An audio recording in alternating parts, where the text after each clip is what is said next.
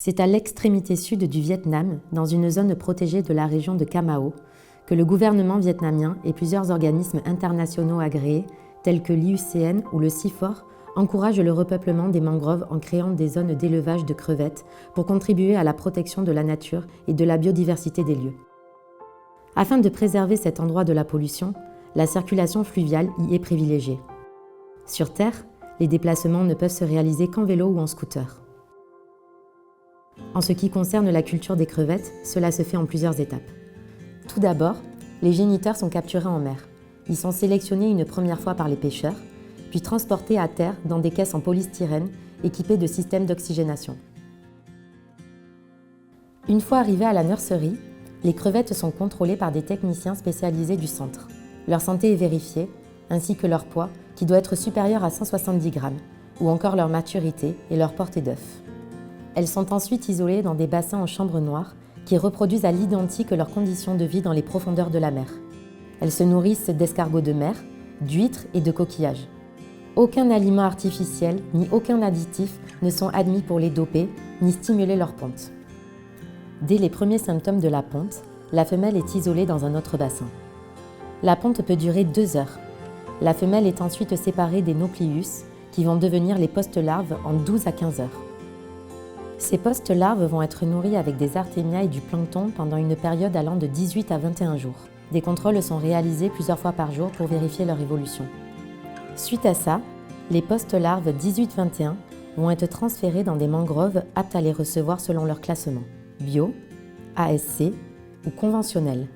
En ce qui concerne la classification de ces post-larves, les premières pontes des femelles capturées en mer sont classées bio et suivent les critères du cahier des charges des crevettes bio. Les pontes suivantes sont quant à elles destinées aux crevettes ASC ou conventionnelles. Ces mangroves sont des biens de l'État et sont partagés en différentes zones, bio, ASC ou conventionnelles selon les qualifications requises.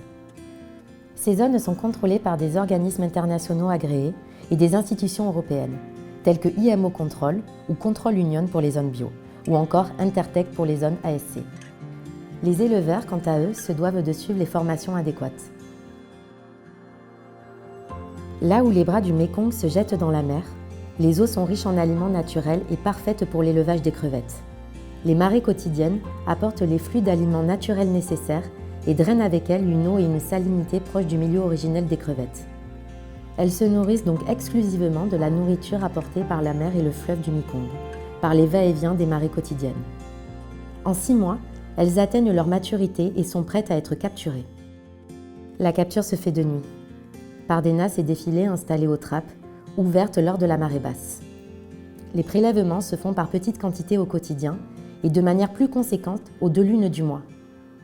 Collectées au petit matin, les crevettes sont ensuite dirigées vers le centre de sélection de l'usine, où elles vont être triées et glacées.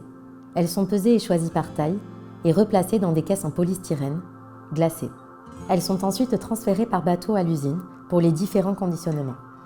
À leur arrivée, suivant leur classification, bio, ASC ou conventionnelle, elles vont être séparées et subir une nouvelle sélection, ainsi que de rigoureux contrôles de qualité pour éviter toute contamination et le rejet du lot au contrôle final. Les crevettes sont ensuite dirigées sur les zones et lignes de production correspondant à leur classification. Elles sont traitées selon les critères du jour et de la commande planifiée, par taille, en entier, sans tête, sans carapace, crue ou cuite. Enfin, elles vont être surgelées en individuel par IQF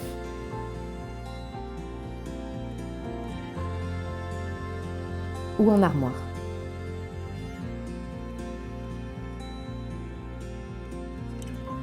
Elles passeront ensuite par le détecteur de métaux pour la dernière fois avant d'être emballées dans le conditionnement souhaité, en sachet, en boîte, en carton.